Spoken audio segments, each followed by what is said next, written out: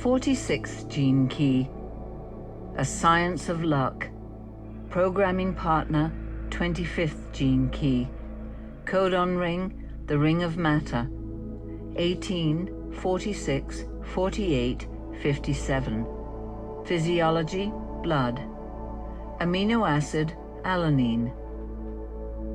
The 46th shadow, seriousness, the rainmaker. Sometimes the best way to describe something is through a story. In fact, this isn't so much a story as a description of an ancient archetype. It centers on a rainmaker, a sorcerer whose unique gift is to influence local weather patterns and cause rainfall through magical means. In ancient times, and still in many places today, when a region was experiencing an extended drought, the locals would send for the rainmaker. In our story, the rainmaker is a little old man, and when he arrives in the village, he is offered anything he needs. After all, the future lives of the villagers and their families depend on his success. Without rain, the crops will not grow, and there will be nothing to eat. However, the rainmaker says that all he needs is a hut to sleep in and to be left alone for a few days. Knowing well that his every move is being watched by the curious villagers, the old man begins setting up his paraphernalia, whatever it may be. Perhaps some strange-looking device or a series of offerings to the appropriate gods. Some rainmakers just disappear into their hut and wait, appearing to do absolutely nothing. After a few days, if the rainmaker is genuine, it will begin to rain. The villagers heap praise upon him and his magical powers. His reputation grows because wherever he goes, he appears to make it rain. However, despite his far-reaching fame, our rainmaker has a great secret known only to himself. He knows that in truth, he has no special powers over the weather. His secret is that he has discovered his true purpose in life. He is a rainmaker, and wherever he goes, it happens to rain. He doesn't make it rain, he is simply attuned to places where it is about to rain. This is why he doesn't have to do anything other than show up wherever he feels like going. This simple story encapsulates all that is wonderful about the 46th gene key, and also contains the quintessence of the true meaning of this whole work. Hidden inside your DNA lies your higher life purpose, and when you find that higher purpose, everything is laid out for you by the Spirit of Divine Grace. The shadow archetype of the 46th gene key is seriousness. Seriousness is the most widespread of all diseases on our planet and is a primary cause of much ill fortune. When you live your life from this shadow, you carry a black cloud above your head wherever you go. It always seems to rain when you don't want it to, because you are out of synchronization with the whole. You create obstacles for yourself when you become too focused either on the future or on the past. Seriousness is about worrying or expecting or wishing life to be other than it is right now. Seriousness takes you away from life and love and into issues of control and separation. The 46th gene key governs your relationship to your physical body. It is part of the codon group known as the ring of matter, which programs the developmental process of incarnation from the point of conception to the age of 21. Specifically, the 46th gene key relates to your first 7-year cycle, in which all your shadow patterns are hot-wired into your physical structure, your posture, your breathing patterns, and your relationship to the physical world through touch. It takes a child 7 years to fully incarnate on the physical plane. Certain genes are switched on and other genes are switched off during this period. Thus, all the future patterns of your physical health are laid down in your early years. Regardless of your physical circumstances during this period, your future life is fashioned out of the frequency field of those around you and how they deal with life. The greatest gift anyone can give a child is a loving, tactile, and virtuous upbringing. This puts a huge responsibility on parents because it is the parents, custodians, or teachers who create the living aura into which the child incarnates. When the child learns through their physical aura that life is safe and loving, their body relaxes into its natural internal harmony. What many people don't realize is that it is the body that must feel safe, not the mind. Almost all human health problems can be traced back to this primary period of imprinting. If you have an ongoing health issue, then some point in your first 7 years, your body stopped feeling safe, and somewhere inside your DNA, a gene or set of genes was either switched on or off. It is this early physiological wiring which feeds the 46th shadow of seriousness. When parents are unable to trust in themselves, they become too serious about life, and they transmit this frequency into the aura of the child. Just as the 46th siddhi allows you to enter into the field of ecstasy, so the 46th shadow demands that you live in the field of agony.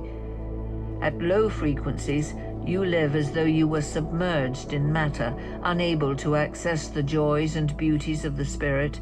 Living without knowledge or memory of the love of the higher planes means that you can only take life too seriously.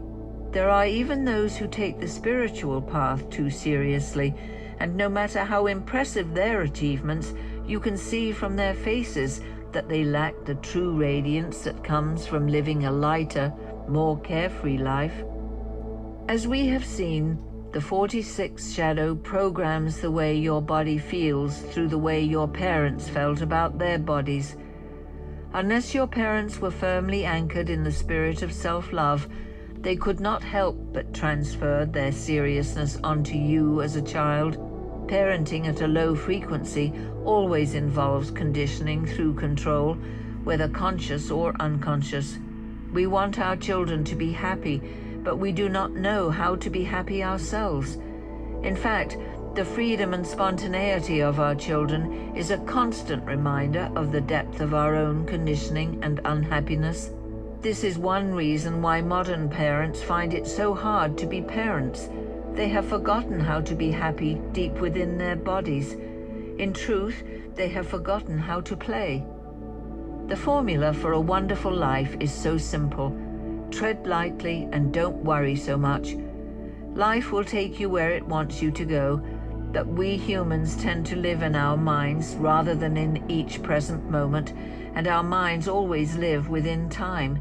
We are genetically coded to be over-serious because of the pairing of the 46th shadow with the 25th shadow of constriction, whose repressive expression is ignorance. Ignorance is not bliss, as the saying goes. We only display ignorance when we are too serious about our lives. We do not trust life, but try to take conscious control of the events that happen to us.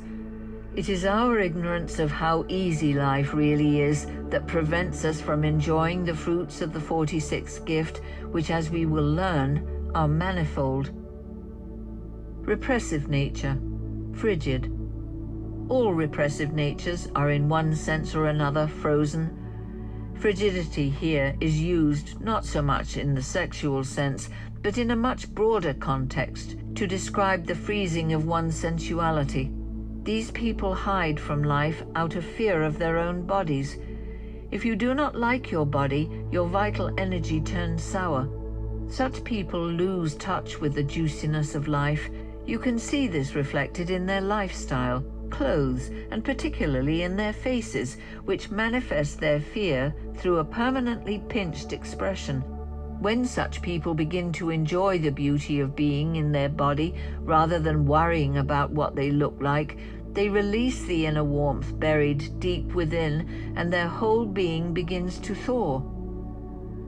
Reactive nature, frivolous. Frivolity is an overreaction to seriousness. These people pretend to really enjoy life, and from the outside they appear to take nothing seriously.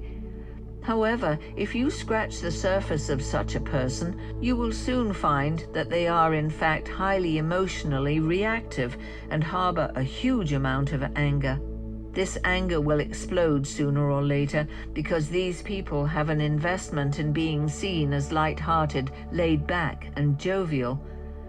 When the facade is broken, usually when someone is honest with them, they reveal how deadly seriously they actually take life. As a pattern, frivolousness runs away from the truth, and such people usually reflect this in their relationships, which are generally short-lived and numerous. The 46th gift, delight, the ring of no matter. To escape the low frequency of seriousness, it takes a single, simple quality: acceptance. Acceptance, the 25th gift, is the programming partner of the 46th gift of delight. These two gifts grow out of each other. In order to accept something about yourself, you first have to come out of your ignorance and own it. Acceptance equals ownership, which leads to delight. Delight is a sense of freedom that emerges from an appreciation of the richness of being alive. This gift is about feeling alive within the realm of matter. It is funny that our English word for matter is tied into the expression "it matters" or "it doesn't matter," because this is exactly what the gift of delight is based on, an inherent understanding that nothing really matters except life and love. Therefore, at a higher frequency, the codon ring of matter might also be known as the ring of no matter. At higher frequencies, your attitude becomes much lighter as you go through life. No matter what your circumstances, you can accept and recognize them as being a part of grace. In other words, when you are being shown something in your life, once you have seen it and let it go, you have more energy available for being delighted. Understanding this gene key is pivotal to your understanding the core of the 64 gene keys themselves. You must approach this transmission lightly, allowing it to wheedle its magical way into the labyrinth of your DNA. If you take it less than seriously and remain open-hearted and open-minded, you may experience the delight for yourself as it spreads further and deeper into your life. Each of the 64 gifts represents a different kind of genius, and people with the 46th gift in their hologenetic profile move through the world incredibly smoothly. They seem to have a genius for being in the right place at the right time, and others often see them as lucky. However, very few people really understand what luck is. As with the Rainmaker in our earlier story, luck is what happens when you stop interfering with life. Luck is nature's way of telling you that you are in harmony with the whole. The 46th gift is also the gift of serendipity, of allowing good fortune to occur to you, and yet it can only happen when your attitude becomes lighter and less grasping. When you meet a person whose frequency has risen to the level of their gift, there is always something striking about them. In the case of the 46th gift, they have an unusual ability to let go of the past and surf the present moment. These are the kind of people who never have any worries in life, and this creates a tangible magnetic draw to them. They are mysteriously attractive on a deeply physical level, as though life itself is somehow more amplified within them. Above all, they are soft and sensuous. The energy of delight is rooted in a deep sensuousness that comes from being very comfortable in their bodies. This being comfortable has nothing whatsoever to do with how they look. They could be fat, thin, ugly, or beautiful. It comes from loving life more than anything else in the world. The 46th gene key also contains within it the germ of material success and failure. This much sought-after secret is founded upon the principle of synchronicity, the law that binds together all free-moving objects in space and time. By free-moving, what is meant here is self-accepting. When you move through life freely with an attitude of delight and openness, whatever happens is correct. Whether you can see why it is so in the moment is not important. Success is only clearly understood in hindsight. If your attitude remains open and accepting, you will see that the universe is at work in you. Say, for example, you train for half your life to win a gold medal at the Olympics, only to fall ill the day before you are due to compete. You fall in love with the nurse at the hospital, get married, and live happily ever after. The point is that if you hadn't missed your gold medal, you might not have seen the real purpose of your life. At the gift level, you will rethink all standard definitions of success and failure. Synchronicity is an energy field available to absolutely anyone, whether they have the 46 gene key in their profile or not. The only prerequisite for tapping into synchronicity is this delight. In other words, you must remain open to surprises, let go of where you want life to take you, and trust in a force beyond your control. Delight invokes grace. This is about enjoying the ride. This doesn't mean that you should have no goals in life or that you have to end up being some kind of aimless drifter.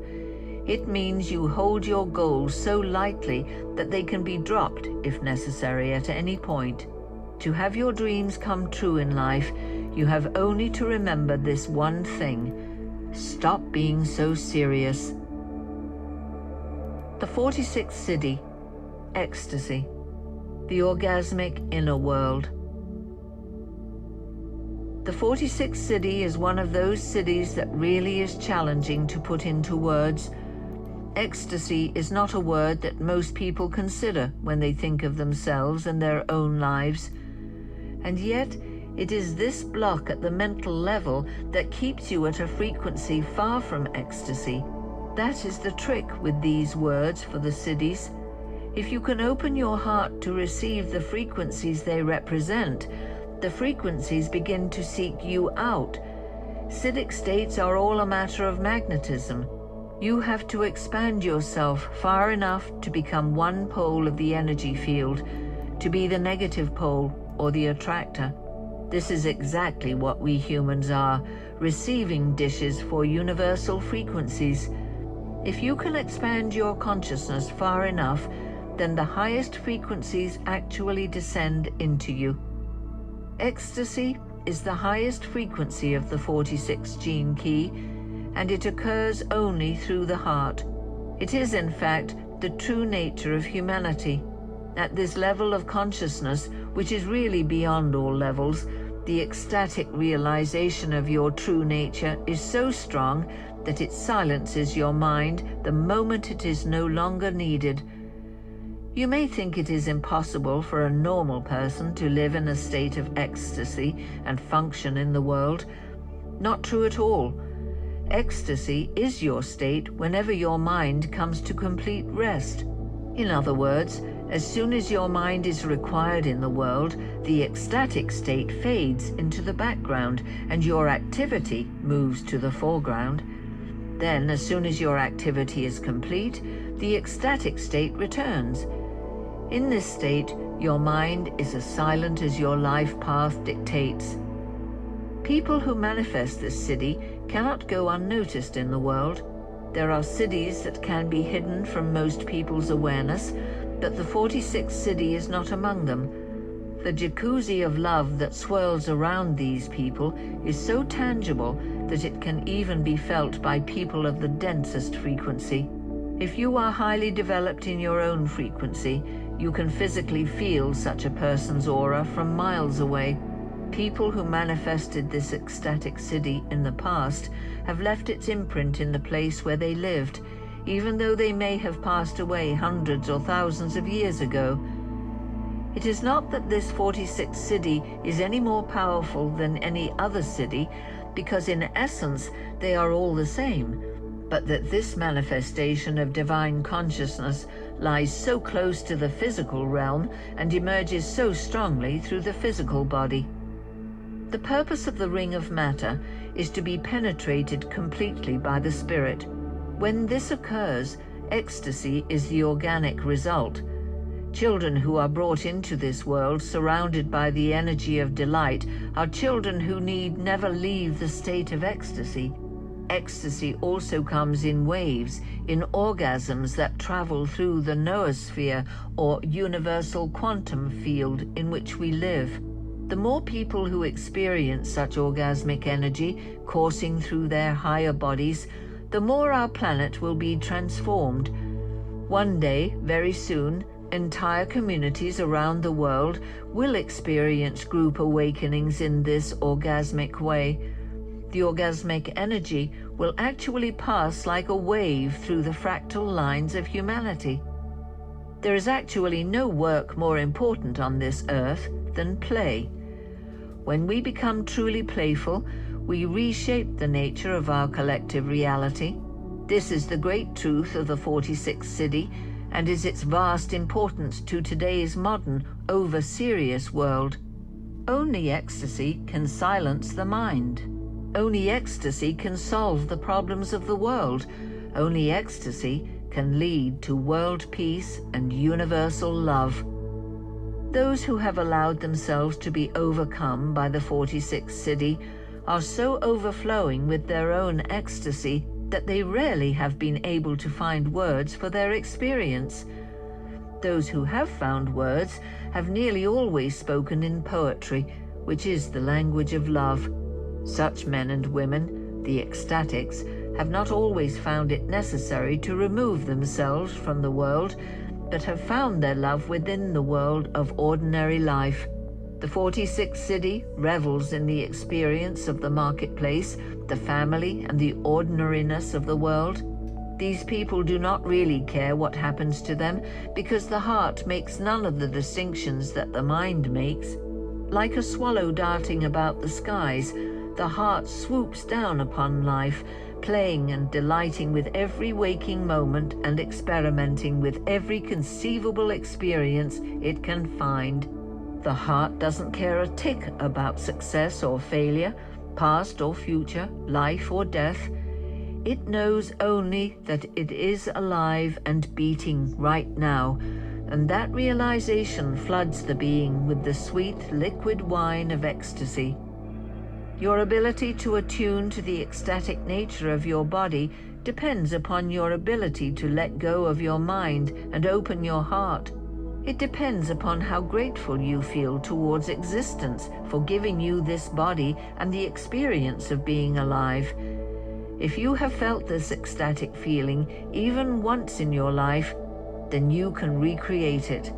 And even if you haven't felt it, you can open yourself to it. It lies within you right now, at the exact moment of your hearing this.